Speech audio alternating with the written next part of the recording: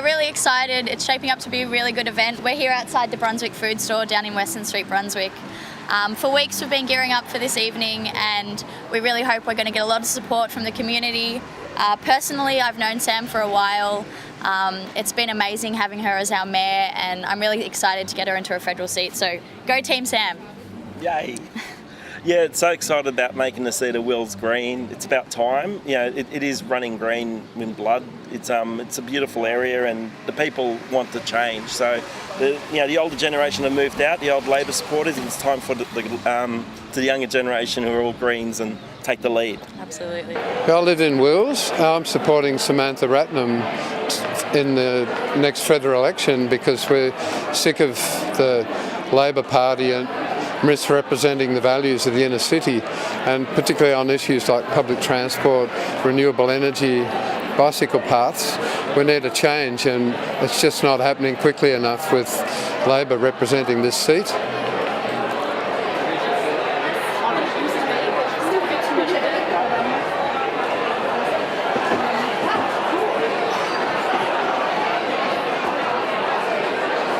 I'm just an ordinary voter, and I support Samantha because she's really a fantastic candidate who's proved herself already on the local council. And I just like the policies of the Greens. They're sort of human-focused rather than money-focused, and their democratic processes go right through from the bottom grassroots level right up to leadership in the party. And I like the care for the environment and the care for the sort of shared community that they stand for. This is the best chance that people in Wills have had to elect a representative who's not only sharp as a tack, but who's going to advocate for the things that they believe in Parliament and then vote for it. I mean, for years, people in Wills have been taken for granted, and they've had a representative that in many ways has done some good things and has stood up for a number of the issues that people in Wills believe in. But always, when it comes crunch time, that representative, as a Labor representative, has voted to keep kids in detention or has voted for live animal exports. And now we've got a fantastic opportunity to have someone in Parliament who will stand up for the values that people in Brunswick and people in the rest of Wills share and vote for them as well. And that's how we get social change, is when people have the courage to stand up in Parliament, even knowing that they might be unpopular on this particular vote, but they stand up for it, vote for it, and then you find a couple of years later everyone else falls into line. That's how we make change happen. To make sure that you know that you were here and have got proof of it, because everyone's going to want to say they were here. Everyone's going to want to say they were here on this historic occasion. Can I ask you just to take a photo of you, the person next to you, pull out your phone, take a quick photo, a quick selfie to prove you're here, get some Greens balloons in the background. And then I want you to tweet #SamForWills. Samantha Ratnam is the Twitter handle. Tweet it and let's get it trending. But more importantly, this will be your proof that you were there when we began to make Wills green. Here's my dream. Come the end of this year, it's a tight election. And it's just like last time, where the morning after the election, I checked my phone to find a voicemail from the Leader of the Opposition and the Prime Minister saying, we'd like to be your friends, would you help us form government?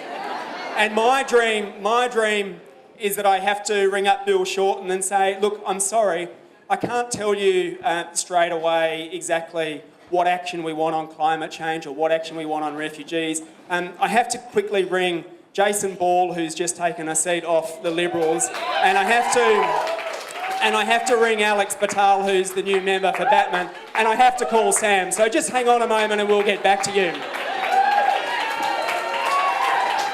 Because if we have the capacity to do what we did in the last couple of parliaments ago and break through to be in balance of power in both houses of federal parliament, we can bring about the kind of change that this country is desperate for. Because we can stand up and say it's time to take real action on climate change. No more climate assemblies or trading schemes that don't work. It's time to take real action. It's time to put money into schools and hospitals. It's time to look after single parents instead of saying they're the ones whose payment we're going to cut to balance the budget. And we achieved things in 2010 that have never been achieved before, because we were there as the Greens in both houses of Parliament, and this year we can do it again. And so when you look at the plight of the modern Labor Party, what you see in their eyes is a kind of a incomprehension and a fear that they're being asked to take on the biggest challenge that humanity has ever faced, that is to live within our means, within a small environmental envelope and in harmony with each other. And they can't do it. And they're not going to do it. And if you live in Wills, you know better than anybody that they are never going to rise to the challenge. Well, the only time they'll act is when some Greens got them by the scruff of the neck. And as it turns out, that is going to be Samantha Ratnam.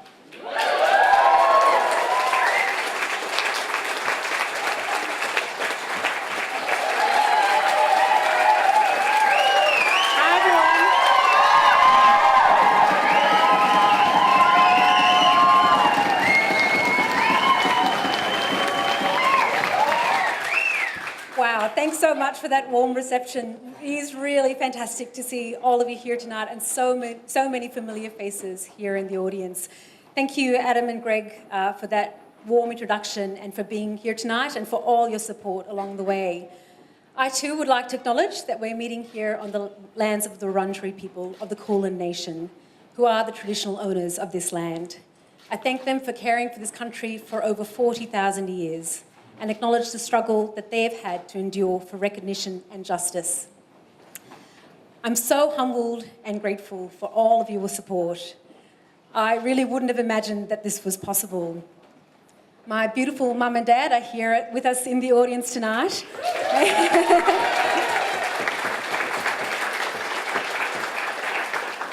And I'm sure that when we arrived in Australia all those years ago, they wouldn't have imagined that this was possible either. We came to Australia hoping for a peaceful life. I remember having a pretty wonderful childhood actually in Sri Lanka, full of uncles and aunties dropping by, birthday parties of cousins and friends, and of course, long afternoons at the beach. But things changed a lot for us when the war started with the riots of 1983. I was 6 at the time, but I remember it very well. It was a usual weekday morning, and our family was going in lots of separate directions, as all families do, to school and work.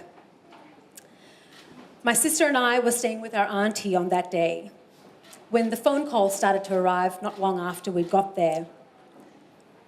The phone calls were telling my aunt that the neighbourhood was on fire and that we needed to leave. I remember driving with my aunt to safety, and all we could see on either side of the road was fire. And everybody in the car was crying.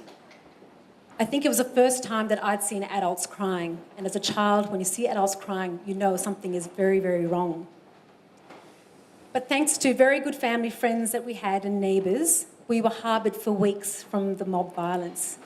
And like many Tamils from Sri Lanka, we eventually left the country in search of a peaceful home. Settling into a new country is both a wonderful and challenging time. As a kid, all we wanted to do was explore and make friends.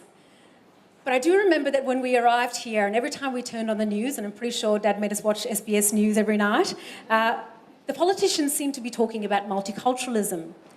And I remember that made me feel really, really welcome. The richness of all that Australia has to offer and the great services in our neighbourhood made it much easier to settle.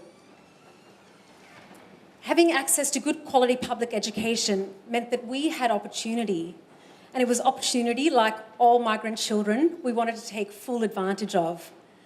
My parents knew what staying in Sri Lanka would mean for us children. The country had come to a standstill as it was now mired by war. We came to this country with 5 suitcases and nothing much more, and my parents had to start from scratch. but we are a product of the level playing field we found when we got here. Today, my sister, who might have just arrived, and my sister is an accomplished lawyer. My brother, who's here with us tonight, is a brilliant doctor. And here I am running for federal parliament.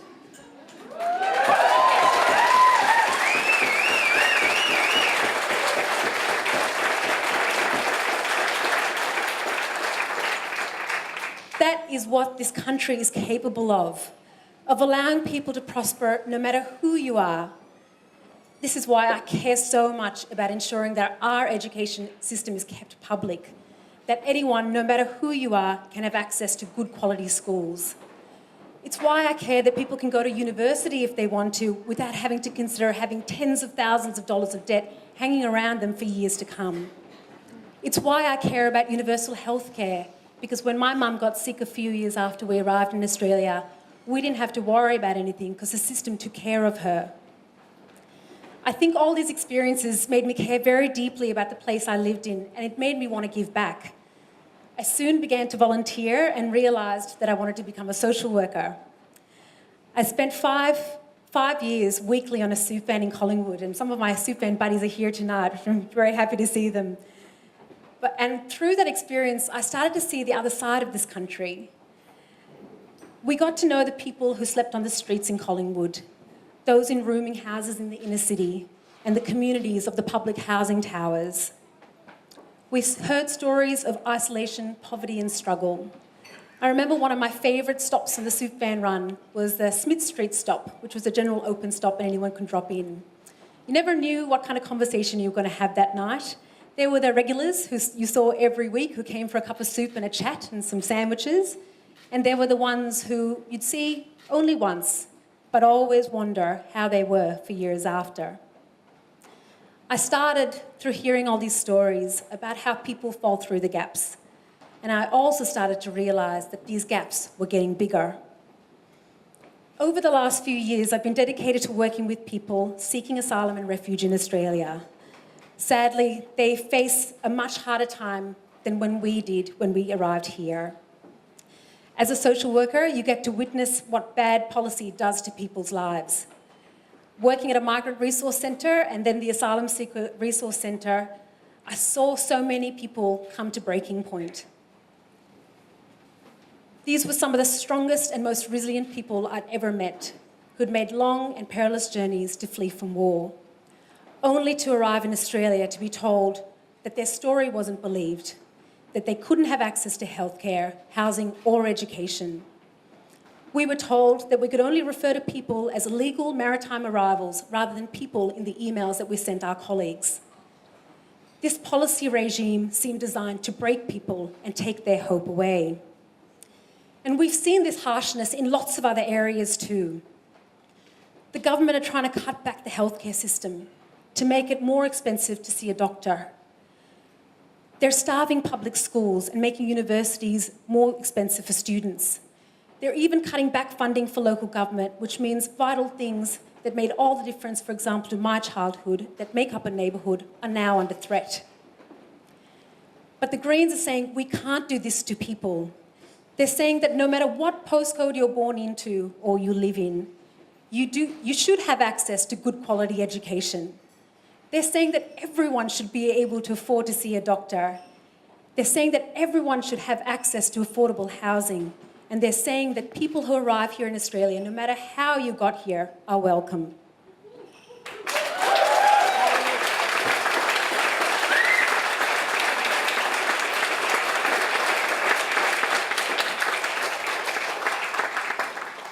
I joined the Greens when Kevin Rudd shelved any future plans to take action on climate change, and I just couldn't stand by watching that happen.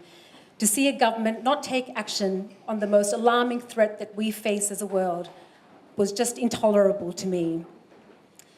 And through the Greens, they've given me the opportunity to get involved in local government, and I was elected to become the Mayor of Moreland City Council in 2015.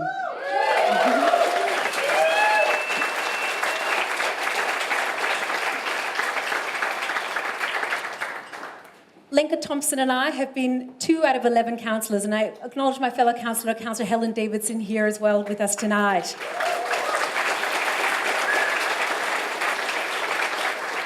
But I'm so proud of what we've been able to achieve together, and it's given me hope that you don't have to be in the majority to have an impact, to have a say. We've seen what Adam's achieved, being the sole Green in the lower house of Parliament. Imagine what we could do with 2, 3, 4, 10 more.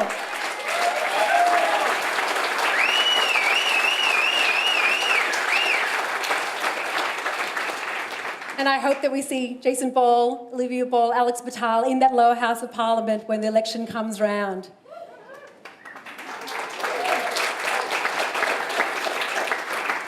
And you know what? With your help, we can do it. It's time to turn Wills green. Let's help make this country more compassionate and more welcoming. Let's protect our beautiful environments from global warming. Let's transform our economy to one that's built on innovation and sustainability. The Greens have the courage and the vision to make this happen. So let's go out there and let's win Wills.